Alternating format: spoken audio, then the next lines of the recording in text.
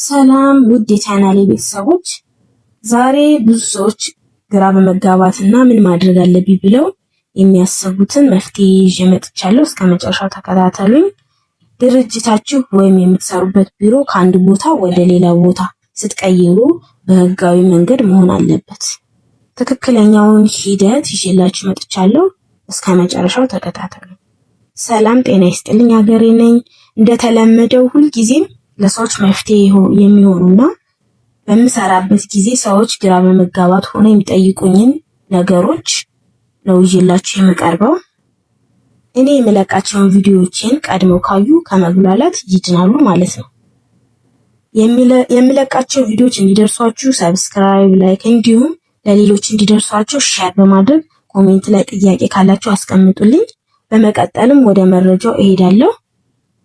የምትሰሩበት ስራ ቦታችሁ ቢሮአችሁን ስትቀይሩ ማለትም ለምሳሌ አሁን ያላችሁበት ቢሮ የሚገኘው ለሚኩራ ክፍለ ከተማ ወረዳ 2 ቢሆን መቀየር የፈለጋችሁበት ደግሞ ለሚኩራ ክፍለ ከተማ ወረዳ 4 ከሆነ ማድረግ ያለባችሁ ውልና ማስረጃ ነው የምትመጡት።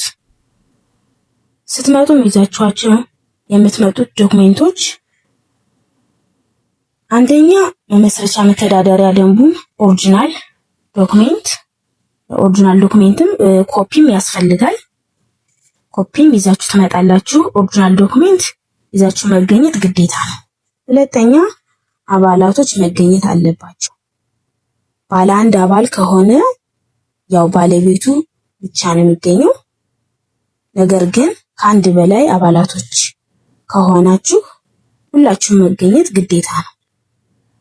ምክንያቱም የአድራሻ ለውጥ የሚባል ቃለ ጉባኤ ጽሑፍ ይዘጋጃል። በቃለ ጉባኤ ደግሞ ስም ዝርዝራችሁ ስለሚጻፍ ይሄ ቃለ ጉባኤ የሚጸድቀው ሁሉም አባላቶች ተገኝተው ሲፈርሙ ብቻ ነው።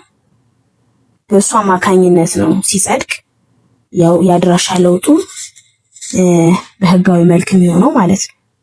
ይህንን ሂደት ሳታደርጉ ብትቀሩ ቢሮአችሁን ቀይራችሁ የአድራሻ ለውጥ ቃለ ጉባኤ ሳታጸድቁ ብትቀሩ ንግድ ፍቃዳችሁን ለማደስ በምትሄዱበት ጊዜ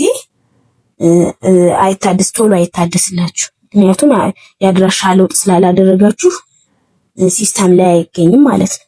ወደ በፊቱም ተመልሳችሁ ሄዳችሁ ብታዩ እዛም እንደዚሁ አያገኙላችሁና በጣም ትጉላላላችሁ ማለት ነው። ከመጉላላታችሁ ቶሎ ማደስ አትችሉም። ያው ቶሎ ካልታደሰ ደግሞ ንግድ ፍቃድ በየቀኑ ምን ያህል እንደሚቆጥር ቅጣት ያው የሚያውቅ ሰው ያውቀዋል።